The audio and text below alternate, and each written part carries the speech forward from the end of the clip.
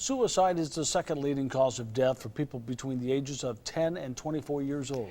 It's a statistic that hits close to home for one Bettendorf mother. As KWQC's Emma Hogue reports, she is now speaking out, hoping to keep other parents from experiencing the same grief.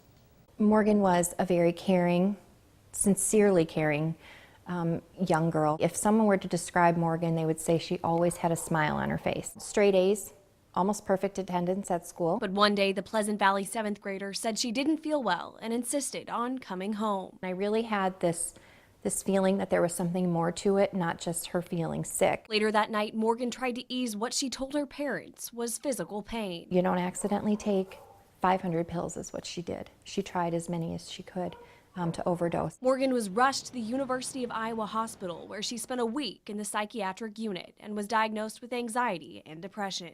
So I got all your letters and your video, and I love you and miss you too.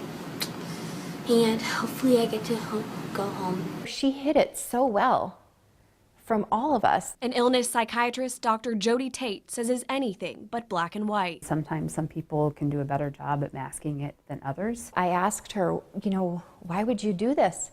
And she said, I'm just so sick of all the drama. The pressures of being a junior high student in a social media obsessed world proved to be too much. If they're getting messages on social media that are stressful for them, that could be a risk factor. I knew that she was very distracted with what was going on the phone. A week later, Morgan was released from the hospital, her parents now armed with a plan to get the straight A student back on track. We had certain plans made for when she came home, more family time, less phone time. That Sunday, the family attended church at Our Lady of Lourdes, but Morgan opted out. I held her face in my hands and I said goodbye to her, I gave her a kiss and a hug, and she went and hugged my husband goodbye. After returning home, they were praying for a miracle. And I remember just thinking, God, if you want this to happen, you can bring her back. April 6th, 2014, the day Morgan's mom said impulse and opportunity collided, the day that Morgan took her life. Suicide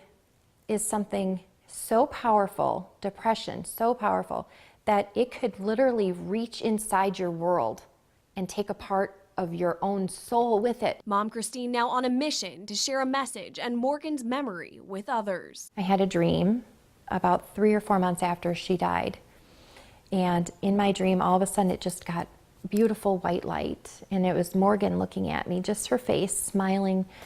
And she said, Mom, it's all love, only love. That saying now the name of the organization she started to help save lives. Whatever it is that you are going through, there is always help. Giving bracelets. And I sincerely don't want any of these kids to hurt. And receiving inspiring letters in return. It can get better and it will get better. Words that help fuel this mother's mission. We are changing lives. With every child she reaches. If we can save just one kid to try to make up for Morgan, then her death won't be in vain. Reporting in Bettendorf, I found a bucket list, Morgan's bucket list, and one of the items was get a tattoo. Emma Hogue, KWQC-TV 6 News.